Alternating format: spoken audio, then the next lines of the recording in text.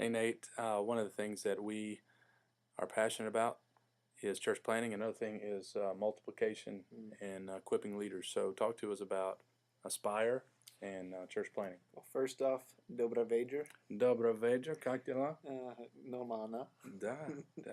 Hope I got that right. We are still here in the Ukraine. It's if you Ukraine. I keep saying the Ukraine. In Ukraine.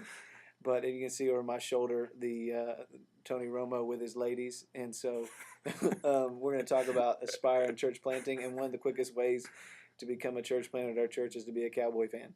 But in all seriousness, we really, a part of our peace plan is that we want to plant churches and equip leaders. That's kind of the bookends of the peace plan. And so one of the ways we're trying to be very serious about that is through our Aspire program. 1 Timothy 3 says that the man that aspires to the office of overseer, he desires a noble task. And so we are trying to find men in our congregation that desire this kind of ministry. But that's not the only part of what we want when we invite into Aspire. Aspire is basically a program where the elders are spending intense time each week with men in our congregation that we see as either future elders at Imago Dei or men that we will plant out of Imago Dei. And so what we are looking for in those men is faithful men. Dr. Learbach, one of my mentors, uses the term FAT. We are looking for faithful, available, teachable men.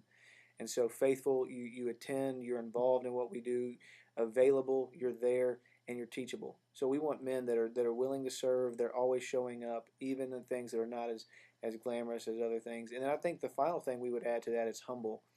We do not want to move men into that program that we don't see demonstrating humility and just a real act of service. Jesus came to serve. He did not come to be served. And so we are looking for those kind of men as we invite into our Aspire program. On kind of a precursor to that, we're going to try to start another program called Equip. Hopefully start, I think May 19th is when we want to start that. And that's going to be kind of a precursor. That's going to be available to anybody, men, women that are thinking about international missions, thinking about eventually being in Aspire, being on a church planting team, whatever.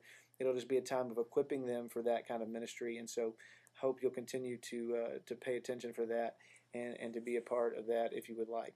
On the church planting side, and Tony, you can add to this as well, but we absolutely want to be a church that multiplies. It is not really our goal to either do multi-campuses. We do not want to do that. Instead, we want to multiply churches.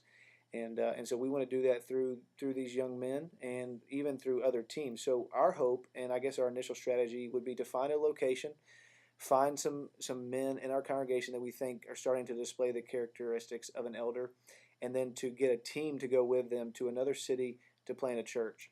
And so we're thinking about places like Chapel Hill, Durham, Boston, up and down New England. And so we're thinking about how can we send 2 or 3 men that are elder qualified type and then a whole group of people with them to get a church started and off the ground.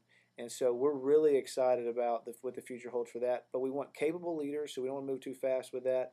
But at the same time, we don't want to move too slow. We want to multiply. It's not our goal to necessarily get huge. Instead, we want to be a multiplying church. Nate, are we big enough right now to plant? Yeah, I would say we're absolutely big enough right now to plant. The question a lot of times with planting is, what are you planting? And so most of the time people think when they think church, you got to have a building, you got to have a nice screen, you got to have, a nice band and all this stuff that goes into it, which none of those things are bad, but those don't make a church. A church is made up of a place where the word is rightly preached, the gospel is proclaimed, we practice the ordinances together, and people are covenanting together. And so we could do that right now. We could send guys out to plant a church. We could send a team out to covenant together, preach the word, and do the ordinances. But we want to make sure also that there's capable and qualified leadership in place. And so we want to be a little bit slower right now in our first plant. I think, though, if we set this system up rightly, this will really take off, and the future plants after that won't have to take as long. And so I think we are setting ourselves up now to be healthy when we do this, but to rapidly multiply church plants, and even for those church plants to rapidly multiply church plants. So I think it's really exciting to me, and it really fires me up. It's a great way for us to even steward our relationship with Southeastern and other places as we hopefully equip men and send them out. The local church is the means by which God is accomplishing his mission, and so we want to be great stewards of that mission. So we have about 250 people coming to worship right now. A lot of people might think we're trying to grow a huge church, but we think we're actually big enough right now to send people and start another church. It is just right now a question of timing and finding the right leaders, and we think we have the leaders, but again, in God's time, and I would say in the near future, we plan on sending some out. So we're really excited about that. Absolutely. So if you want to get involved in something like that, what we want to see is you serving. We want to see you get involved in Equip, and then as we start to talk about this, show interest and being a part of one of those teams or something like that. Spasiba.